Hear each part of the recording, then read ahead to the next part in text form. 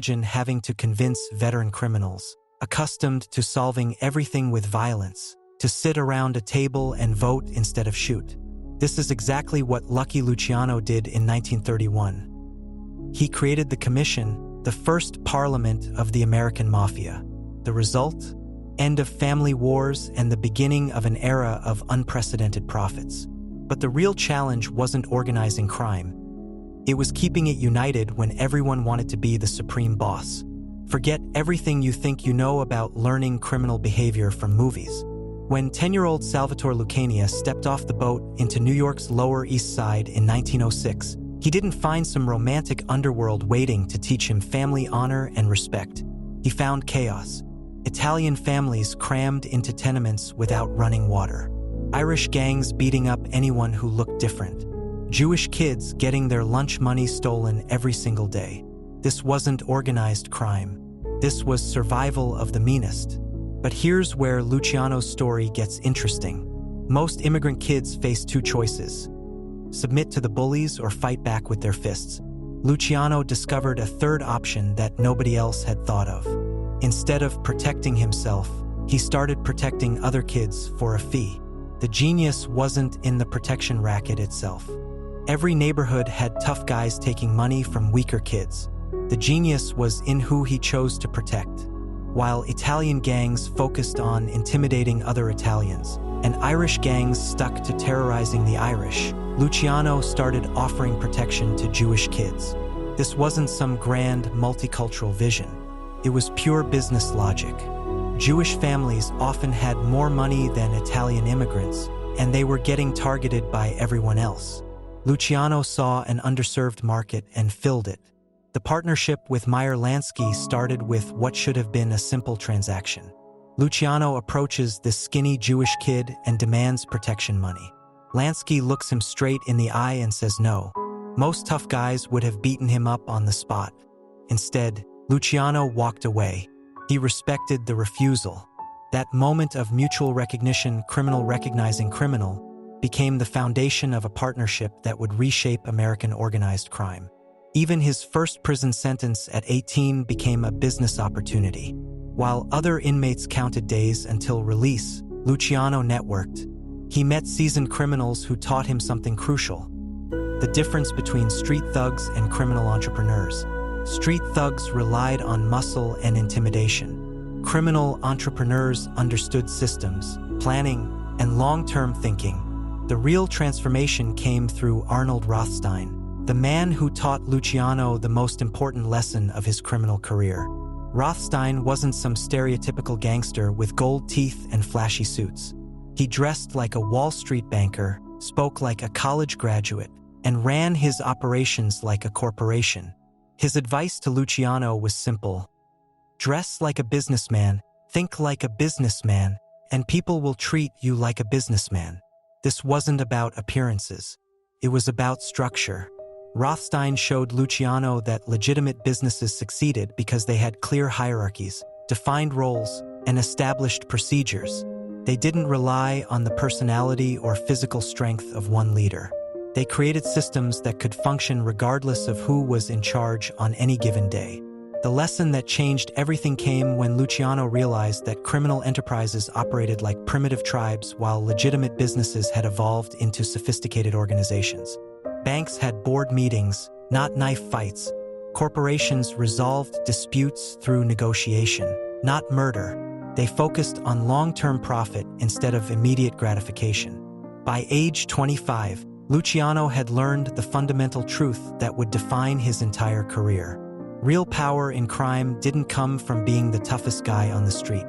It came from being the smartest organizer, the guy who could turn enemies into partners, chaos into structure, and violence into sustainable profit. This foundation in strategic thinking and cross-cultural alliance building had prepared him for bigger challenges. America was about to conduct the greatest social experiment in its history, creating opportunities that would require exactly these skills. The stage was set for Luciano to test everything he had learned against the massive criminal marketplace that Prohibition was about to create.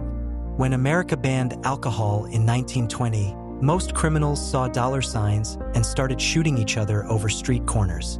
Luciano saw something completely different: the chance to build America's first criminal corporation.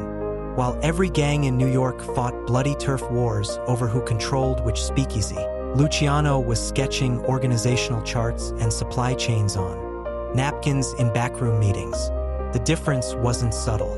Traditional gangsters thought like pirates: grab what you can, fight anyone who gets in your way, spend the money fast because tomorrow you might be dead. Luciano thought like Henry Ford. He started mapping out how alcohol moved from production to consumer, identifying every step where someone could add value or create efficiency. Where others saw competition, he saw potential partnerships. His early bootlegging operations with Meyer Lansky started simple, robbing liquor stores and selling the stolen goods to bars. But Luciano quickly realized this approach had a fatal flaw. It wasn't scalable. You can only rob so many stores before you run out of inventory or get caught. So they innovated. They began converting legal industrial alcohol into illegal liquor, sourcing supplies from perfume factories, and eventually owning their own distilleries. Each evolution moved them further from street-level crime toward legitimate business operations. Rothstein's mentorship became crucial during this transformation. The master criminal didn't just teach Luciano how to make money from illegal alcohol. He taught him how to think about bootlegging as a commodity business with predictable supply chains, distribution networks, and customer relationships. Rothstein posed the key question that defined Luciano's career. Did he want to be perceived as a small-time enforcer or a leading crime boss? The choice determined everything that followed. But here's where Luciano's genius truly emerged. Instead of competing with other bootleggers through violence and intimidation, he started creating partnerships and profit-sharing agreements. He realized that gang wars were wasteful. Every bullet fired, every rival killed, every territory dispute meant resources diverted from the actual business of making money. So he began approaching competitors with a radical proposition: work together and everyone profits more. The organizational structure he created resembled a modern corporation more than a traditional crime family. Production handled the distilleries and alcohol conversion. Transportation managed the complex logistics of moving illegal goods without detection. Distribution maintained relationships with speakeasies, restaurants, and private customers. Enforcement dealt with security and dispute resolution. Each division had specialized roles, clear responsibilities, and defined advancement paths. His operations included legitimate front businesses that provided legal cover for illegal activities, accounting systems that tracked profits and expenses, and even employee benefits for his criminal workforce. While other crime bosses relied on fear and personal loyalty to manage their organizations, Luciano created systems that functioned regardless of who was in charge on any given day. By 1925, the results spoke for themselves. Luciano's operations grossed over $12 million annually, with his personal income reaching approximately $4 million per year. These weren't just impressive numbers for a criminal. They represented wealth that rivaled legitimate corporate executives. More importantly, other crime bosses started copying his methods, realizing that organization consistently beat improvisation. The transformation was complete when traditional mafia leaders began studying Luciano's business model and implementing similar structures in their own operations. The old approach of relying on intimidation and territory control gave way to sophisticated criminal enterprises focused on profit maximization and risk management. By 1930, Luciano had built the most profitable and efficient criminal operation in America. But success brought dangerous attention from old-school mafia bosses who viewed his methods with suspicion and his partnerships with non-Italians as betrayal of traditional values. The Mustache Pete's saw his corporate approach as a threat to their authority and their vision of what organized crime should represent.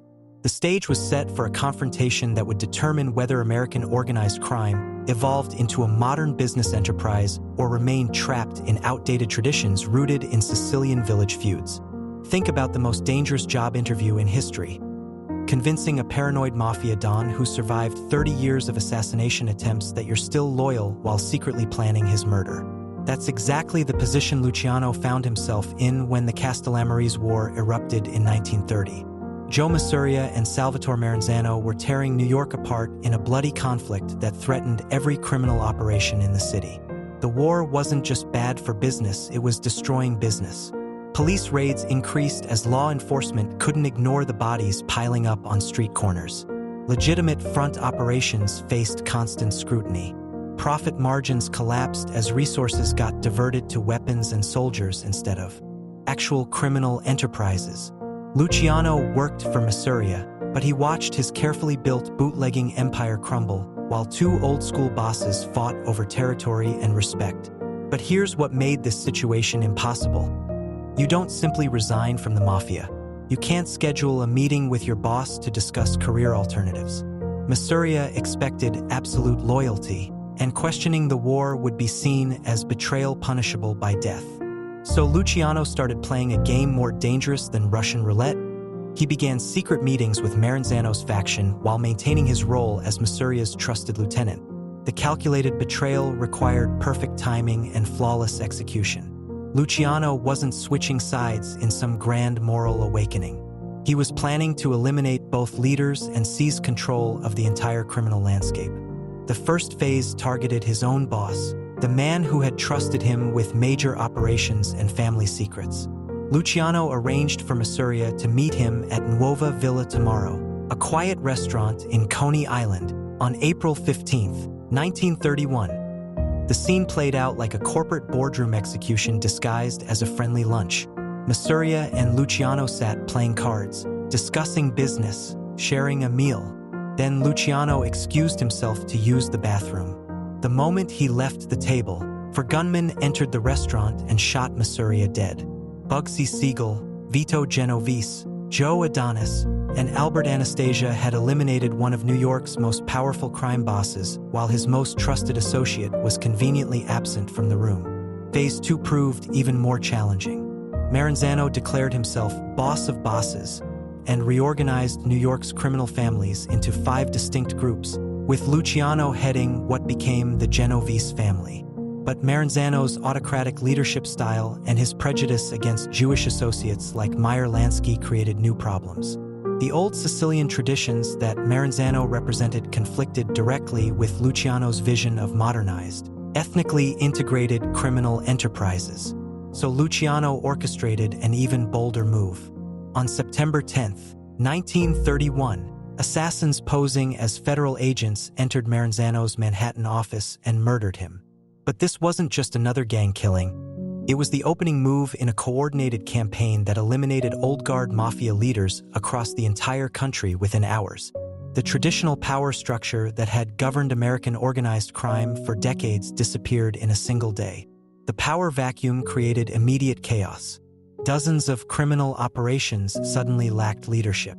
Territorial boundaries became meaningless. Established hierarchies collapsed overnight. But Luciano had prepared for this moment with a revolutionary proposal that would fundamentally reshape how American organized crime operated. Instead of declaring himself the new supreme boss, he suggested something unprecedented: shared governance through a commission system. Within months, Luciano had orchestrated the most successful corporate takeover in criminal history. He had eliminated 2 established leaders, neutralized their supporters, and positioned himself as the architect of an entirely new organizational structure. The old model of autocratic bosses ruling through fear and tradition was dead. The new model would operate more like a criminal board of directors. But executing the coup was only the beginning. The real challenge lay ahead: convincing dozens of independent crime bosses to abandon their individual power bases and accept his radical system of collective decision-making. Picture walking into a room full of men who've built their entire reputations on the principle that violence solves everything, then asking them to resolve their next dispute through a committee vote. This wasn't some theoretical management challenge. This was exactly what Luciano faced in late 1931, when dozens of crime family leaders gathered expecting him to crown himself the new boss of bosses. Instead, he proposed something that sounded completely insane: shared governance through democratic procedures. The commission concept seemed to violate every principle these men understood about power. These were individuals who had climbed to leadership positions by intimidating rivals, eliminating threats, and demanding absolute obedience from their subordinates. Now, Luciano was suggesting they should sit around conference tables, debate territorial disputes, and accept majority decisions that might go against their personal interests. The initial reaction was predictable skepticism mixed with outright hostility. But Luciano had designed the structure to appeal to their business instincts rather than their egos. The commission would function like a corporate board of directors, with the 5 New York families holding permanent seats and major cities like Chicago, Cleveland, and Buffalo receiving rotating representation. Each family maintained complete autonomy over their territory and day-to-day operations. The commission only intervened when disputes affected multiple families or threatened the stability of organized crime as a whole. The genius lay in the incentive structure Luciano created. Cooperation meant bigger profits for everyone involved, while unauthorized violence brought collective retaliation from all commission members. This wasn't altruism disguised as criminal policy. It was cold business logic applied to an industry that had been hemorrhaging money through constant internal warfare. Gang wars attracted police attention, disrupted profitable operations, and wasted resources on weapons and soldiers instead of revenue-generating activities. Disputes that previously escalated into shooting wars now followed standardized procedures. Aggrieved parties presented their cases to the commission, which investigated the facts, heard testimony from both sides, and reached decisions through negotiation or formal votes when necessary. The commission established detailed protocols for territorial boundaries, ensuring that families understood exactly where their authority began and ended. Joint ventures required clear percentage splits agreed upon in advance, eliminating the confusion that had sparked numerous conflicts. The system addressed practical problems that had plagued organized crime for decades. When the Castellamarese War ended, nobody knew which family controlled which neighborhoods, which operations belonged to whom, or how profits should be divided from collaborative enterprises. The commission created standardized practices that transformed chaotic criminal competition into organized criminal cooperation. The results exceeded even Luciano's expectations. Within 2 years, organized crime profits increased dramatically as families redirected resources from internal conflicts toward expansion and new ventures. The bootlegging operations that had been disrupted by constant warfare resumed full production. Protection rackets expanded into previously contested territories through negotiated agreements rather than violent takeovers. Even law enforcement noticed the change, as the spectacular gang violence that had dominated newspaper headlines virtually disappeared. Other criminal organizations across America began copying the commission model, realizing that structured cooperation generated more sustainable profits than anarchic competition. The template spread beyond New York, with cities like Philadelphia, Detroit, and Kansas City establishing their own versions of collective criminal governance. The transformation was so successful that the commission structure would survive for decades, outlasting many of the original participants. But success created its own dangers. The commission's effectiveness at organizing and expanding criminal operations caught the attention of an ambitious prosecutor named Thomas Dewey, who recognized that targeting organized crime could launch a spectacular political career. Unlike previous law enforcement efforts that focused on individual crimes, Dewey began investigating the organizational structure itself. The very system that had made organized crime more profitable also made it more vulnerable to systematic prosecution. The stage was set for a confrontation between Luciano's criminal corporation and a prosecutor who understood that destroying the leadership structure could bring down the entire enterprise. Picture the ultimate irony. The same government that just sentenced you to decades in prison suddenly knocking on your cell door asking for help to save the country. Thomas Dewey's 1936 prosecution had seemed like the perfect career move: nail America's most powerful crime boss on prostitution charges and ride the publicity straight to the governor's mansion. The 30 to 50-year sentence effectively ended Luciano's reign at its absolute peak. Game over, or so everyone thought. Then Pearl Harbor changed everything. German U-boats started prowling the Atlantic coast, sinking merchant ships within sight of New York's skyline. The SS Normandy, America's largest passenger liner, caught fire and capsized at its Manhattan pier under suspicious circumstances. Naval intelligence faced a terrifying possibility. Enemy agents were sabotaging America's most crucial port while the government had no reliable intelligence network among the dock workers and longshoremen who controlled access to the waterfront. The problem wasn't just about gathering information. These waterfront communities operated by their own rules, with their own loyalties, and their own deep suspicion of government officials. Federal agents trying to investigate potential sabotage found themselves facing walls of silence from workers who viewed any cooperation with authorities as betrayal. The docks functioned as a closed society where outsiders, especially law enforcement, were automatically suspect. The solution came through Meyer Lansky, who approached his imprisoned partner with the government's unprecedented proposal. Naval intelligence needed someone who could command genuine respect and cooperation from waterfront workers, someone whose word carried more weight than federal badges or official threats. Lansky presented the request not as capitulation to government authority, but as patriotic duty combined with a potential path to freedom.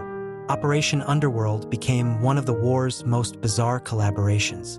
Luciano, conducting business from his prison cell, coordinated with federal agents to transform the chaotic waterfront into a secure military asset. His network provided intelligence on suspicious activities, identified potential saboteurs, and ensured that dock workers cooperated with security measures they had previously resisted. The imprisoned crime boss effectively became an unofficial government contractor, using his criminal organization to serve national defense. The arrangement expanded beyond simple waterfront security.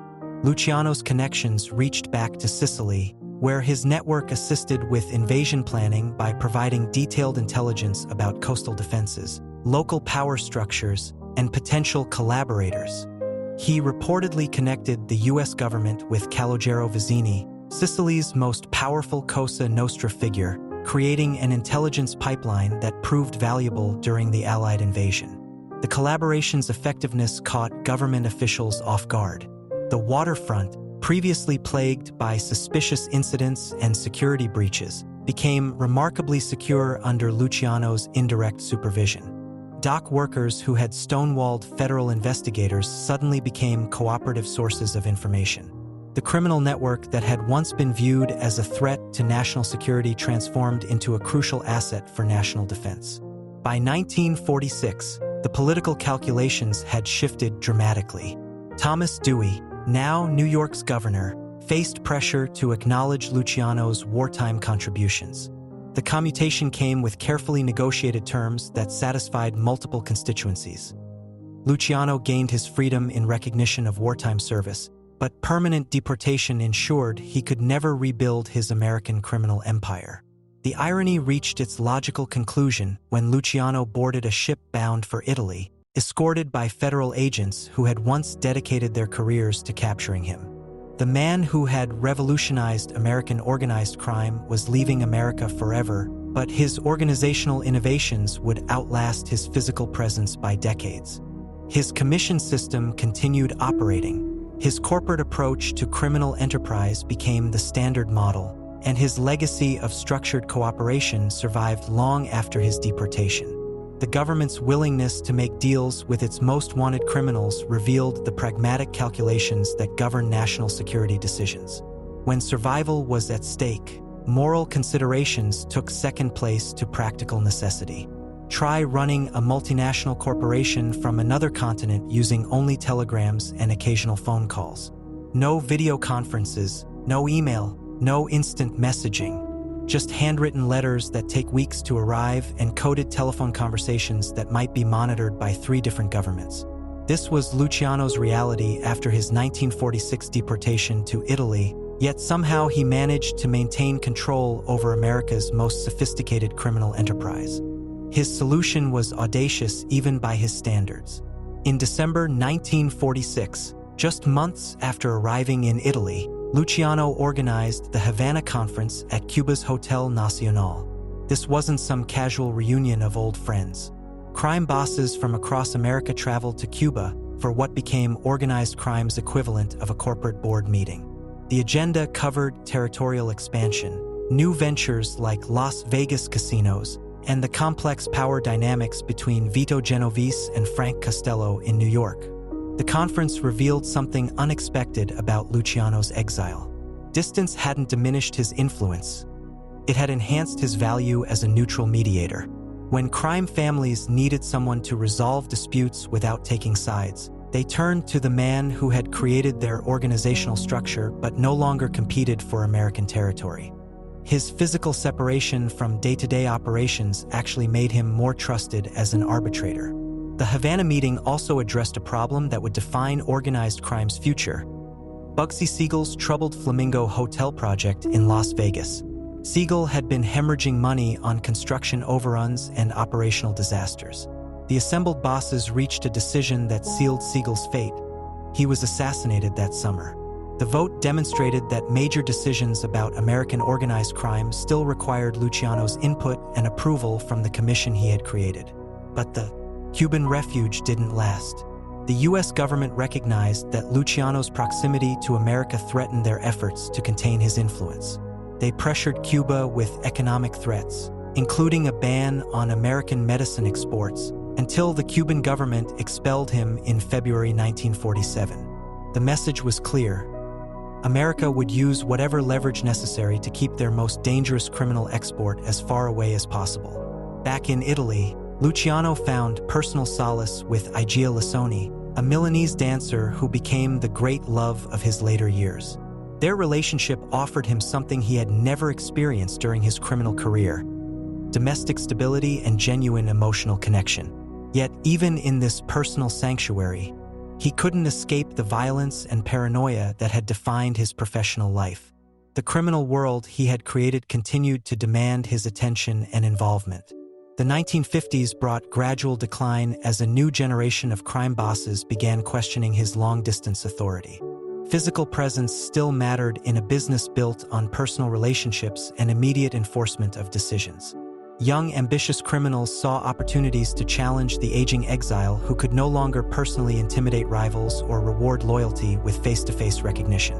The Cuban Revolution in 1959 eliminated his remaining income from Caribbean gambling operations, further reducing his financial resources and practical influence. When Igia died in 1958, Luciano lost his primary source of personal happiness and emotional stability. His health deteriorated alongside his diminishing power. His death in 1962 at Naples Airport, while meeting with a movie producer about a biographical film, symbolized the gap between his legendary reputation and his isolated final years. He died alone, thousands of miles from the criminal empire he had built, discussing how Hollywood might portray his life story. But physical absence didn't diminish his organizational legacy. The commission structure continued operating decades after his death. His corporate approach to organized crime became the standard model for criminal enterprises across America. The boy from Sicily had proven that true power lies not in personal presence, but in the systems and structures you create. His greatest achievement wasn't building a criminal empire, it was designing organizational principles that outlasted his own participation.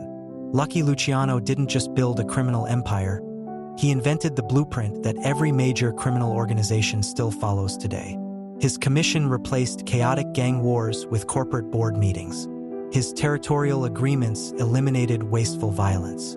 His profit-sharing structures turned enemies into business partners.